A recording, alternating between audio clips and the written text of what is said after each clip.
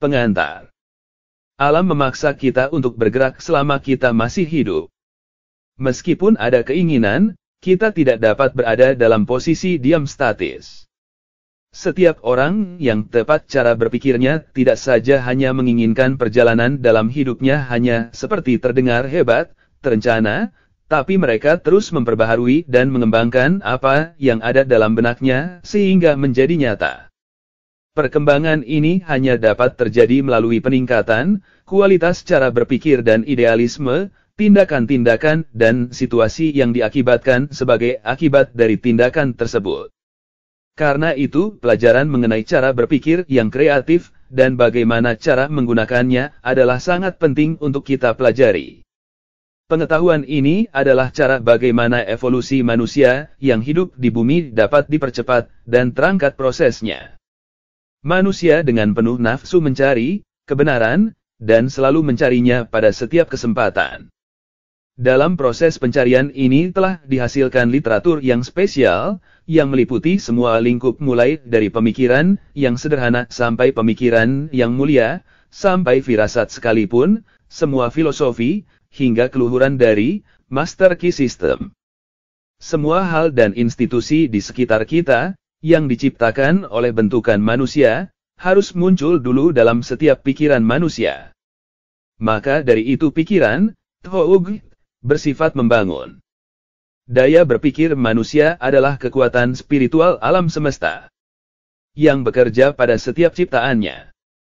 The Master Key memberi pesan kepada pembacanya untuk menggunakan kekuatan itu, dan menggunakannya baik secara konstruktif dan kreatif. Semua hal dan kondisi yang kita inginkan untuk menjadi kenyataan pertama-tama harus ada dulu dalam pikiran kita. The Master Key menjabarkan dan memandu proses ini. Pembelajaran The Master Key dipublikasikan dalam bentuk korespondensi sebanyak 24 bagian pelajaran, disajikan kepada yang hendak mempelajarinya satu bagian setiap minggunya selama 24 minggu. Pembaca yang telah menerima buku ini, diingatkan untuk tidak membaca buku ini, mulai dari pertama hingga bagian akhir, layaknya sebuah novel, tetapi membacanya seakan-akan bagian dari sebuah pelajaran. Dengan bersungguh-sungguh, dan menyerap setiap bagian, membaca berulang kali satu bagian selama 1 minggu sebelum melanjutkan ke pelajaran berikutnya. Kalau tidak begitu, bagian yang selanjutnya akan cenderung disalahartikan atau tidak dipahami, dan waktu juga mungkin uang akan terbuang percuma. Kalau petunjuk di atas diikuti, The Master Key akan menjadikan kepribadian pembaca menjadi lebih hebat, lebih baik, dan melengkapi pembaca dengan kekuatan baru untuk meraih cita-cita dan kemampuan untuk lebih menikmati keindahan dari kehidupan dan keajaibannya. F.H. Burgess. Bab 1, Mengenal Master Key System. H. Pengantar. Senang sekali saya sampaikan di sini pelajaran 1 dari. Inginkah Anda memiliki lebih banyak kekuatan dalam hidup Anda? Milikilah kesadaran akan kekuatan itu. Ingin semakin sehat?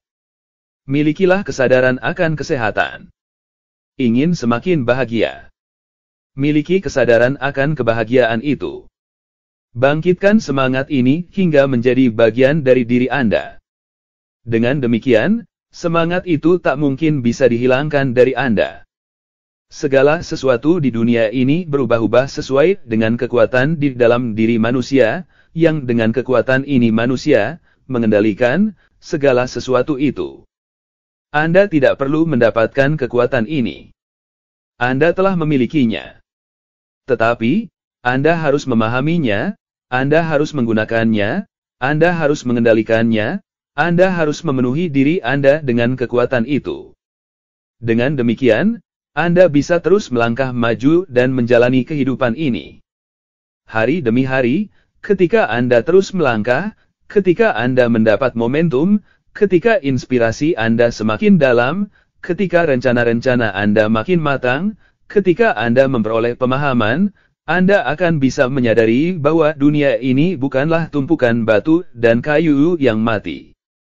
Dunia ini merupakan benda hidup, yang terdiri dari detak kehidupan manusia. Dunia ini penuh kehidupan dan keindahan. Jelas dibutuhkan pemahaman untuk mengerti materi bahasan ini. Namun, mereka yang memahami hal ini terinspirasi nyala api baru kekuatan baru. Mereka memperoleh keyakinan dan kekuatan yang kian besar setiap harinya. Mereka menyadari bahwa harapan dan impian mereka menjadi kenyataan.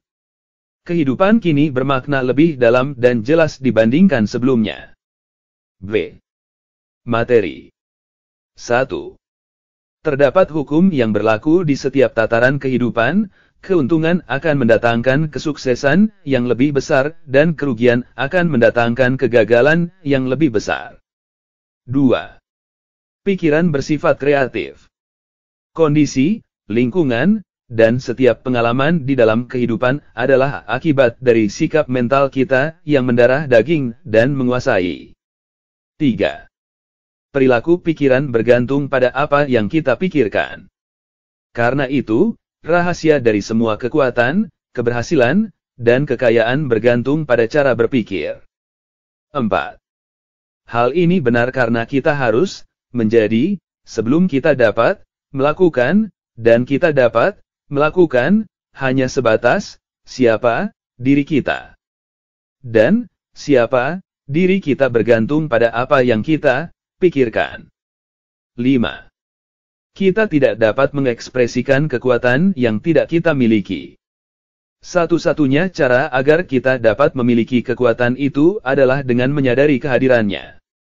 Kita tidak akan pernah dapat menyadari kehadiran kekuatan itu sampai kita mengetahui bahwa semua kekuatan berasal dari dalam diri kita. 6. Ada sebuah dunia di dalam diri kita, sebuah dunia yang berisi pikiran, perasaan, dan kekuatan, mengenai cahaya, kehidupan, dan keindahan, dan meskipun bersifat tak kasat mata, daya yang dimiliki dunia itu amatlah besar. 7. Dunia di dalam diri kita diatur oleh pikiran. Ketika kita menemukan dunia ini, kita akan menemukan solusi dari setiap persoalan sebab dari setiap akibat. Karena dunia dalam diri itu berada di bawah kendali kita, maka semua hukum tentang kekuatan dan kepemilikan juga berada di bawah kendali kita. 8. Dunia di luar diri kita merupakan cerminan dari dunia dalam diri kita. Apa yang tampak di luar diri kita adalah apa yang ada di dalam diri kita. Di dunia dalam diri terdapat kearifan yang tak terbatas, kekuatan yang tak terbatas, dan persediaan tak terbatas dari segala sesuatu yang penting bagi kehidupan. Semua itu sedang menunggu untuk disingkapkan, dikembangkan, dan diekspresikan. Jika kita mengenali semua potensi yang berada di dunia dalam diri kita, semuanya akan terwujud pada dunia di luar diri kita. 9.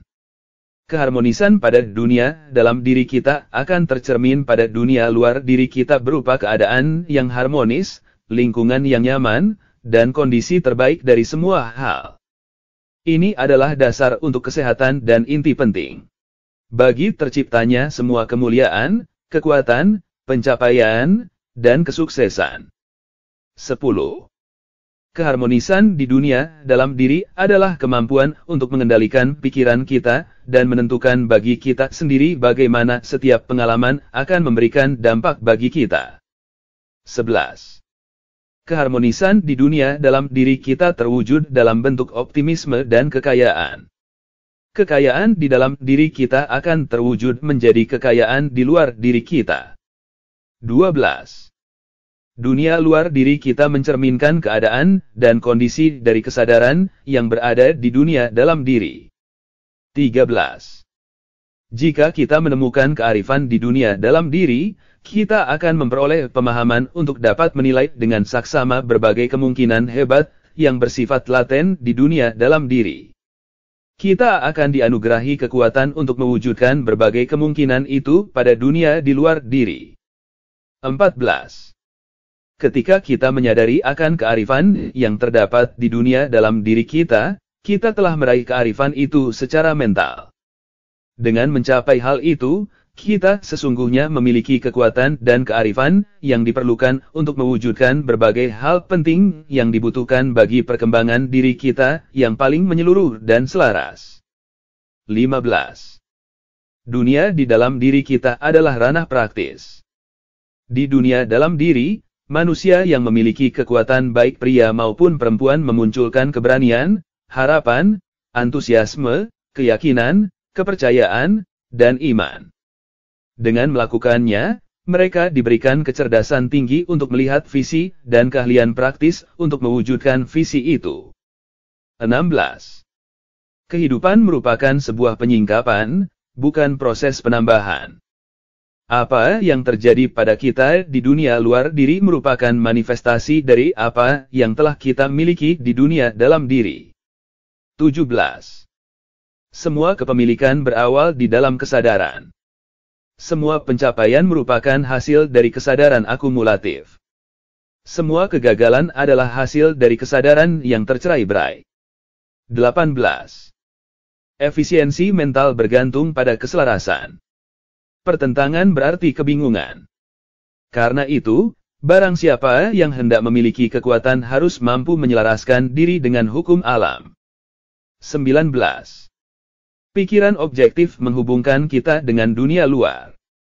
Otak sebagai organ pikiran dan sistem saraf cerebrospinal memampukan kita untuk berkomunikasi secara sadar dengan setiap bagian tubuh. Sistem saraf inilah yang merespons setiap sensasi sinar, panas, bebauan, suara, dan cita rasa. 20. Apabila pikiran kita berfungsi dengan benar, apabila pikiran memahami kebenaran, apabila pikiran yang dikirimkan ke tubuh melalui sistem saraf cerebrospinal itu bersifat konstruktif, maka sensasi yang dimunculkan pun menyenangkan dan harmonis.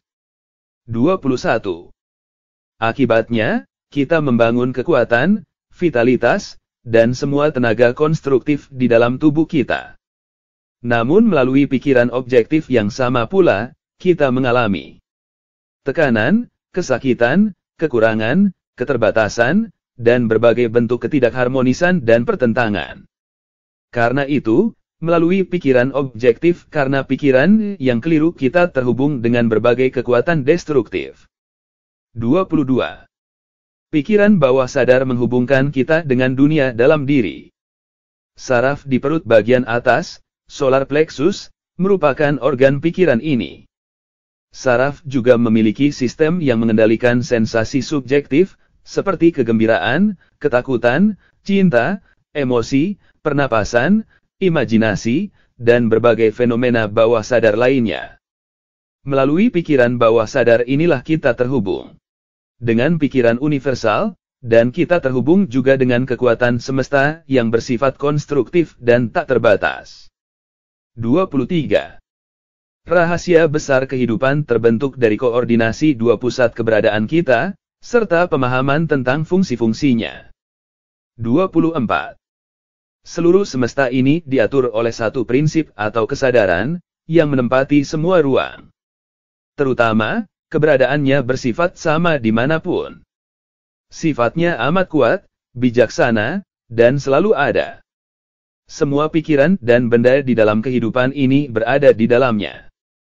25 Hanya ada satu kesadaran di semesta yang mampu berpikir. Bila kesadaran itu berpikir, buah-buah pikirnya bersifat objektif. Kesadaran itu maha ada. Ia berada di setiap individu. Setiap individu merupakan perwujudan dari kesadaran yang maha kuasa, maha tahu, dan maha ada. 26. Karena hanya ada satu kesadaran di semesta yang mampu berpikir, maka logis bila kesadaran Anda itu identik dengan kesadaran universal. Dengan kata lain, semua pikiran adalah satu pikiran. Itulah kesimpulan yang tak terelakkan. 27. Kesadaran yang berfokus di dalam sel-sel otak Anda itu sama dengan kesadaran yang berfokus di dalam sel-sel otak setiap individu lain. Setiap individu tak lain adalah individualisasi semesta, pikiran kosmis. 28. Pikiran universal adalah energi yang statis, energi potensial. Demikianlah adanya. Pikiran ini bisa terwujud hanya melalui individu, dan individu bisa terwujud hanya melalui pikiran universal. Keduanya adalah satu. 29. Kemampuan setiap individu untuk berpikir adalah kemampuannya untuk bertindak sesuai dengan semesta dan untuk mewujudkannya. Manusia memiliki kesadaran yang berdasar atas kemampuannya berpikir. Menurut Walker, pikiran itu sendiri dipercaya sebagai bentuk halus dari energi statis. Dari situlah muncul kegiatan-kegiatan yang disebut pemikiran, yang merupakan fase dinamis pikiran. Pikiran merupakan energi statis, sedangkan pemikiran adalah energi dinamis. Keduanya adalah fase dari hal yang sama. Karena itu, pemikiran adalah tenaga getaran yang dibentuk dengan cara mengubah pikiran statis menjadi pikiran dinamis. 30. Karena semua sifat itu berada di dalam pikiran universal yang maha kuasa, maha tahu, dan maha ada, sifat. Sifat itu pasti ada setiap saat dalam bentuk potensialnya di setiap individu. Karena itu, ketika individu berpikir, pemikirannya dipaksa oleh sifat alaminya untuk mewujudkan diri di dalam objektivitas atau kondisi yang akan serupa dengan aslinya. 31. Maka, setiap pikiran merupakan suatu penyebab, dan setiap kondisi merupakan suatu akibat. Karena itu, Anda perlu mengendalikan pikiran agar yang muncul hanyalah kondisi-kondisi yang diinginkan saja. 32. Semua kekuatan berada dari dalam, dan sepenuhnya berada di bawah kendali Anda. Kekuatan berasal dari pengetahuan yang tepat, dan melalui latihan-latihan fakultatif tentang prinsip-prinsip yang tepat. 33. Apabila Anda mampu memahami hukum ini secara menyeluruh, dan mampu mengendalikan proses berpikir Anda, maka jelas Anda bisa menerapkannya pada setiap kondisi. Dengan kata lain, Anda akan bisa bekerja sama secara sadar dengan hukum Maha Kuasa, yang merupakan landasan inti dari semua hal. 34. Pikiran universal adalah prinsip kehidupan dari setiap atom di dalam kehidupan kita. Setiap atom terus-menerus berjuang untuk mewujudkan lebih banyak kehidupan lagi. Semua atom cerdas, dan semuanya berjuang untuk mengarah ke tujuan yang harus mereka raih. 35. Mayoritas umat manusia hidup di dunia luar diri mereka. Hanya sedikit yang telah menemukan dunia di dalam diri, padahal dunia di dalam dirilah yang menciptakan dunia di luar diri itu. Dunia di dalam diri bersifat kreatif. Segala sesuatu yang Anda temukan di dunia luar diri telah Anda ciptakan di dunia dalam diri. 36. Apabila Anda memahami hubungan antara dunia di luar diri dan dunia di dalam diri, Anda akan menyadari tentang kekuatan yang dapat Anda miliki. Dunia di dalam diri adalah sebab, dunia di luar diri adalah akibat. Untuk mengubah akibat, Anda harus mengubah sebab. 37. Ide ini memang amat baru dan berbeda. Kebanyakan manusia berusaha mengubah akibat dengan cara mengolah akibat itu. Mereka tidak bisa melihat bahwa yang mereka lakukan hanyalah mengubah satu bentuk stres ke stres lain. Padahal, untuk menghilangkan ketidakharmonisan, kita harus menghilangkan penyebabnya. Dan, penyebab ini bisa ditemukan hanya di dunia dalam diri. 38. Di semua tataran kehidupan, kita melihat bahwa semua perkembangan berasal dari dalam. Setiap tanaman, binatang, dan manusia adalah saksi hidup untuk hukum yang besar ini. Kesalahan yang terjadi di setiap zaman adalah mencari kekuatan dari luar. 39. Dunia di dalam diri adalah sumber persediaan universal, sedangkan dunia di luar diri adalah salurannya. Kemampuan kita untuk menerima kucuran ini tergantung pada pengenalan kita pada sumber universal ini, energi tak terbatas di mana setiap individu merupakan salurannya. Begitu pula, setiap individu merupakan saluran bagi individu lainnya. 40. Dibutuhkan proses mental untuk berkenalan dan berinteraksi dengan pikiran universal. Karena pikiran universal merupakan kecerdasan yang mengisi setiap ruang dan menghidupkan semua benda hidup, maka aksi dan reaksi mental ini merupakan hukum sebab akibat. Tetapi, Prinsip sebab akibat ini tidak terbentuk di dalam individu melainkan di pikiran universal, dan merupakan proses subjektif, bukan kemampuan objektif. Sebab akibat ini terlihat di berbagai kondisi dan pengalaman. 41. Untuk mengekspresikan kehidupan, harus ada pikiran. Tidak ada yang eksis tanpa pikiran. Segala yang eksis adalah perwujudan dari substansi dasar ini. Semua hal telah tercipta dan terus-menerus tercipta dari pikiran dan oleh pikiran. 42. Kita hidup di suatu samudra tak terukur yang berisi substansi pikiran yang mudah beradaptasi. Substansi ini selalu hidup dan aktif, serta sangat sensitif. Ia dapat berubah bentuk sesuai tuntutan mental. Pikiran membentuk cetakan atau matriks. Dan dari situlah, substansi ini mengekspresikan diri. 43. Ingatlah bahwa penerapan hukum inilah yang bernilai, dan bahwa pemahaman praktis tentang hukum inilah yang akan mengubah kemiskinan menjadi kelimpahan, kebodohan menjadi kearifan, ketidakharmonisan menjadi harmoni, dan tirani menjadi kebebasan. Dan dilihat dari sudut pandang sosial dan material, jelas tidak ada berkah yang lebih besar daripada hal-hal itu. 44. Sekarang, inilah penerapannya. Tentukan suatu ruangan di mana Anda bisa sendirian dan tidak terganggu. Duduklah dengan tegak dan nyaman, tetapi bukan dengan sikap bermalas-malasan. Biarkan pikiran Anda berkelana kemanapun ia suka, tetapi tetaplah tidak bergerak. Selama 15-30 menit. Latihlah selama 3 atau 4 hari atau 1 minggu, sampai Anda merasa dapat sepenuhnya menguasai fisik Anda. 45. Banyak orang yang menemui kesulitan dalam latihan ini, sementara beberapa orang lainnya dapat melakukannya dengan mudah.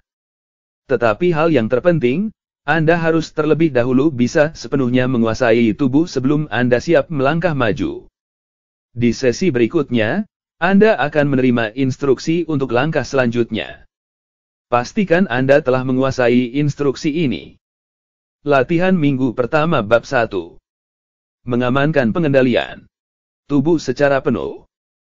Langkah 1. Pilih tempat, sendirian, tak terganggu. Langkah 2.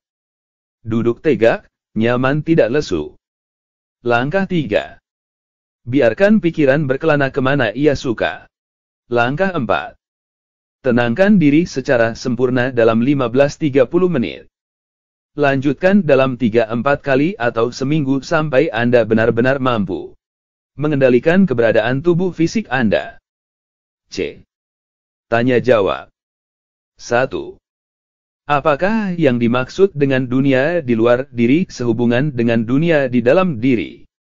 Dunia di luar diri adalah cerminan dari dunia di dalam diri. 2. Segala kepemilikan ini berdasar pada apa? Segala kepemilikan ini berdasar atas kesadaran. 3. Bagaimana individu bisa terhubung dengan dunia objektif? Individu bisa terhubung dengan dunia objektif melalui pikiran objektif. Otak merupakan organ dari pikiran ini. 4.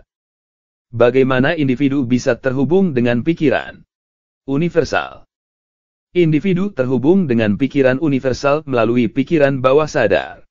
Solar plexus adalah organ dari pikiran ini. 5. Apakah pikiran universal itu? Pikiran universal adalah prinsip kehidupan dari setiap atom yang ada di dalam eksistensi. 6. Bagaimana individu bisa bertindak sesuai dengan pikiran universal ini?